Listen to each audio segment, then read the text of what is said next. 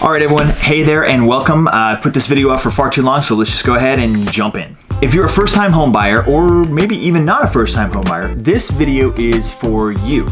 Today, we're gonna talk about how much house you can afford. Yeah, and also quick disclaimer, we're not lending professionals. We only play one on YouTube. My wife and I are local realtors here in Bend, Oregon. So if you're thinking about moving to Bend, or even moving away from Bend, give us a buzz. Our contact information is in the description below. Right, so here we go. Let's just imagine you're moving to Central Oregon and looking for a place to live. You already live in Central Oregon and you're renting and you've been scratching together some money for a down payment ready to buy your first house. Or you own a home here in Central Oregon, but a job promotion or unexpected surprise is forcing you to buy a bigger house. How do you know how much you can afford or what your budget really is? Well, 100% the best way is to talk to a local badass lender. And we happen to work with the best local lenders in town, so if you need one, let us know. But if you want a shortcut version to get a really good idea, well, we're gonna have to do some math. I know, math. I don't even know how to do math anymore because they changed it. So debt to income is called DTI.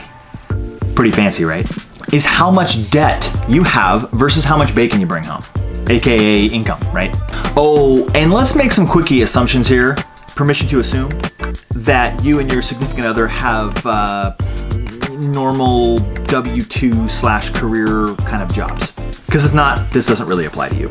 And to all those entrepreneurs out there, thank you so much. You are the backbone of our society.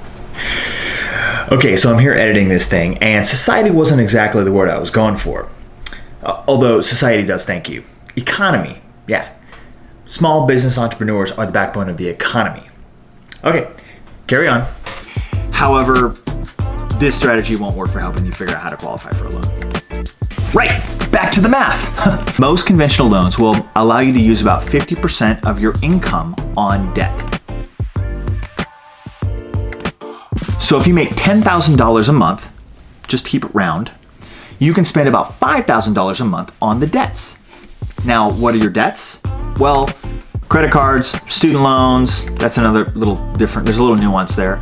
Car payments, boat payments, motorcycle payments, whatever, those are your debts. So if you have a $20,000 Victoria's Secret credit card and it's a $200 a month minimum payment, and you've got a 2021 brand new Ford Bronco that's coming out, drooling over that, with an $800 a month payment, that's basically $1,000 that you need to subtract out of that $5,000 of your total debt allowance. Do you see what we did there? $10,000 income, $5,000 is half of that, which you're allowed for your debts, and then minus the $1,000 worth of debts that you already have on your credit. Already, $1,000 a month comes out anyway. So you have $4,000 to spend on a mortgage.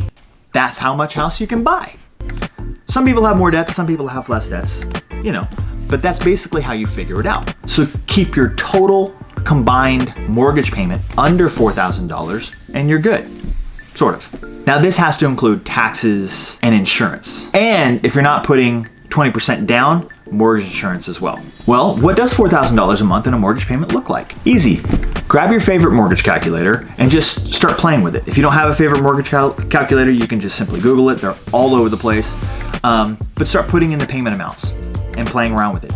You gotta kind of work backwards to get to that mortgage payment of $4,000 because it wants to know the loan amount. But if you play around with it enough, you'll figure it out and you'll get right to where you want to be. Also be sure to include the taxes and insurance. Now remember, we're just grossly estimating stuff here. I mean, this is broad stuff because the lending world is very complex and full of surprises. Maybe it's not 50% DTI, maybe it's more like 45. Maybe your income isn't normal, but it's variable. Maybe interest rates jump a whole point overnight. Maybe the mortgage calculator you're using has no idea what the taxes and insurance rates are for Oregon because they're high. I mean, all kinds of things vary with this stuff. I mean, we didn't even talk about how much you're putting down or how much closing costs were or what you need for reserves. I mean, sheesh. But that's the idea anyway. Which brings me to my final point. This video should have given you a good idea about how to get to basically a budget without boring the snot out of you and getting you in and out of here in about 5 minutes. But the best thing to do is actually talk to a lending professional.